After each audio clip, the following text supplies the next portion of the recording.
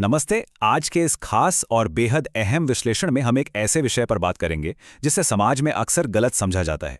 सोचिए, जब परिवार का कोई सदस्य अत्यधिक कामुकता या जिसे मेडिकल भाषा में कंपल्सिव सेक्सुअल बिहेवियर डिसऑर्डर कहते हैं, उससे जूझ रहा होता है, तो परिवार वालों के लिए यह स्थिति कितनी कंफ्यूजिंग और दर्दनाक हो सकती है ना?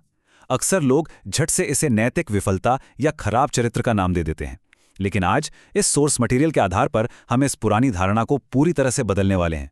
हम जानेंगे कि यह महज कोई बुरी आदत नहीं है, बल्कि एक बहुत ही कॉम्प्लेक्स मेडिकल कंडीशन है। तो चलिए बिना किसी देरी के शुरू करते हैं। अब सबसे पहले इस कंडीशन की असली परिभाषा को देखते हैं। ये कंपल्सिव सेक्सुअल बिहेवियर डिसऑर्डर असल में हार्मोनल, मानसिक और शारीरिक कारणों का एक मिला-जुला रूप है। ये कोई ऐसी चीज बिल्कुल नहीं है जिसे कोई जानबूझकर चुनता है या जो महज किसी के व्यवहार की खामी है। देखिए, केयरगिवर या परिवार के सदस्य के रूप में जब हम इसे एक मेडिकल रियलिटी की तरह देखना शुरू करते हैं ना, तो वो जो एक फ्रस्ट्रेशन होती है वो धीरे धीरे कम होने लगती है और उसकी जगह एक स्ट्रक्चर्ड समझ ले लेती है। और सच मानिए, यही समझ समाधान की पहली सीढ़ी है। तो आज हम इस विषय को इन 6 हिस्सों में बांटकर समझेंगे। पहला, इसकी मुख्य श्रेणियां। दूसरा, हार्मोनल कारक। तीसरा, मन और मनोविज्ञान। चौथा, न्यूरोलॉजिकल प्रभाव। पांचवां, इसके विकास की जड़ें। और आखिर में सही समर्थन खोजना। इस तरह से स्टेप बाय स्टेप समझने से हमें पूरी क्लैरिटी मिलेगी। चलिए आते हैं हमारे पहले भाग पर, मुख्य श्रेणियां। ये बात समझना बहुत जरूरी है कि ये डिसऑर्डर सिर्फ एक चीज से नहीं बना है। इसे हम हाइपरसेक्सुअलिटी के 3 मुख्य पिलर्स या स्तंभ कह सकते हैं। पहला पिलर है हार्मोनल और न्यूरोकेमिकल असंतुलन। दूसरा, मानसिक और मनोवैज्ञानिक संघर्ष। और तीसरा, शारीरिक और न्यूरोलॉजिकल विकृतियां। जब हम इस पूरी समस्या को इन 3 अलग अलग लेकिन मैनेज करने लायक बायोलॉजिकल और साइकोलॉजिकल हिस्सों में बांटकर देखते हैं, तो अचानक से ये समस्या उतनी बड़ी और डरावनी नहीं लगती। अब बढ़ते हैं दूसरे भाग की तरफ, हार्मोनल कारक। ये हिस्सा वाकई बहुत दिलचस्प है। जरा सोचिए, हमारे शरीर के प्राकृतिक रसायन कैसे किसी के इम्पल्स कंट्रोल यानी खुद पर नियंत्रण करने की क्षमता को पूरी तरह से हाईजैक कर सकते हैं। मिसाल के तौर पर, टेस्टोस्टेरोन का असामान्य रूप से उच्च स्तर कामेच्छा को बेतहाशा बढ़ा सकता है। इसके अलावा ऐसे लोगों में अक्सर ऑक्सीटोसिन, जिसे हम लव हार्मोन भी कहते हैं, वो भी सामान्य से काफी ज्यादा पाया जाता है। और इन सब में सबसे बड़ा रोल है डोपामाइन की अधिकता का, जो दिमाग को बार बार और तुरंत संतुष्टि पाने के लिए मजबूर कर देती है। मतलब ये सिर्फ दिमागी फितूर नहीं है, ये शरीर के अंदर चल रही एक एक्चुअल केमिकल रिएक्शन है। आइए अब तीसरे भाग पर चलते हैं, मन और मनोविज्ञान।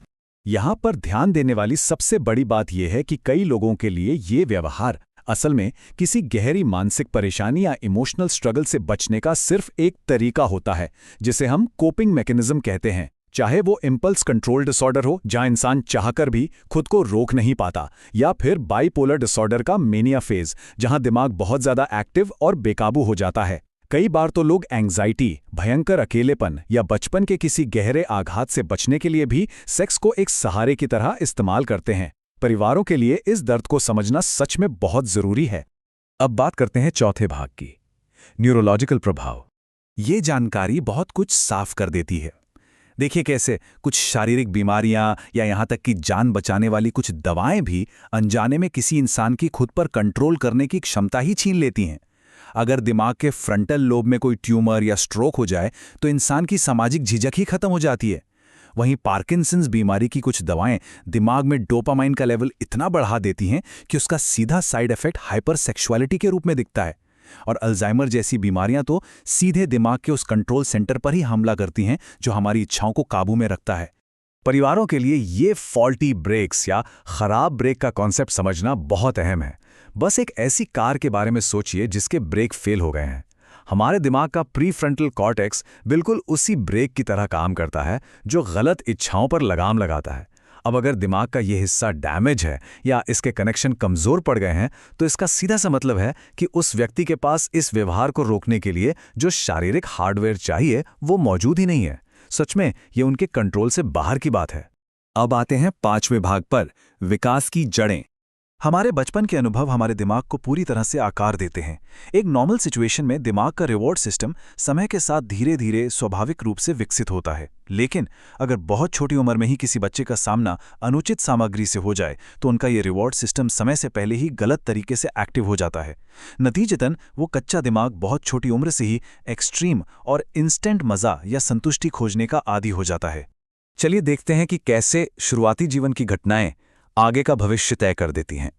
0 से 12 साल की उम्र में कोई आघात या गलत चीज़ों का एक्सपोजर, फिर 13 से 18 साल की किशोरावस्था में ADHD या OCD जैसी स्थितियों का सामने आना जो इम्पल्स कंट्रोल को और कमज़ोर कर देते हैं, और फिर 18 साल के बाद एडल्ट लाइफ में ये सब मिलकर एक ऐसा कोपिंग मैकेनिज्म बन जाता है जिसे आज हम हाइपर सेक्सुअलिटी के नाम से जानते हैं। जब परिवार अतीत की इन कड़ियों को जोड़कर देखते हैं तो मन में गुस्से की जगह एक गहरी सहानुभूति पैदा होती है। और अब हमारा आखिरी और सबसे महत्वपूर्ण भाव, सही समर्थन खोजना। ये बात एकदम गांठ बांधने वाली है कि चूंकि ये व्यवहार अक्सर बचपन से ही विकसित होता है, इसलिए इसे केवल इच्छा शक्ति से ठीक करना लगभग नामुमकिन है। इसके लिए प्रॉपर प्रोफेशनल थेरेपी की जरूरत होती है। सोर्स मटेरियल का ये फैक्ट परिवारों को एक बहुत बड़ी राहत देता है कि अब समय आ गया है कि अपने प्रियजनों से सिर्फ इच्छा शक्ति के बल पर ठीक होने की उम्मीद करना छोड़ दें। इस बात को पूरी तरह स्वीकार करना होगा कि यहाँ मेडिकल और प्रोफेशनल हेल्प की सख्त जरूरत है। ये 3 सिंपल स्टेप्स परिवारों को एक एकदम क्लियर एक्शन प्लान देते हैं। पहला, बिना किसी जजमेंट के असलियत को स्वीकार करें और देखें कि इसका दैनिक जीवन पर क्या असर पड़ रहा है। दूसरा, ट्रिगर्स को समझने और उन्हें सही दिशा देने के लिए कॉग्निटिव बिहेवियरल थेरेपी यानी CBT शुरू करवाएं। और तीसरा, दिमाग और शरीर के रसायनों को बैलेंस करने के लिए मनोचिकित्सक या हार्मोन स्पेशलिस्ट से जरूर मिलें। सही दिशा और सही विशेषज्ञों के साथ ये कंडीशन 100% मैनेज की जा सकती है। इस चर्चा को खत्म करते हुए इस एक बहुत ही गहरे सवाल पर जरूर गौर करें। जरा सोचिए, अगर किसी की हड्डी टूट जाती है तो हम तुरंत किसी मेडिकल प्रोफेशनल के पास दौड़ते हैं, है ना? तो फिर हम अपने किसी प्रियजन से ये उम्मीद कैसे कर सकते हैं कि वो अपने टूटे हुए न्यूरोलॉजिकल रिवॉर्ड सिस्टम को सिर्फ अपनी इच्छा शक्ति से जोड़ लेगा?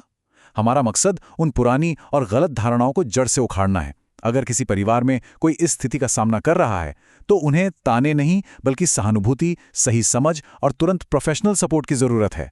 इस जानकारी को एक टूल की तरह इस्तेमाल करें और सही समर्थन की दिशा में आज ही अपना पहला कदम बढ़ाएं।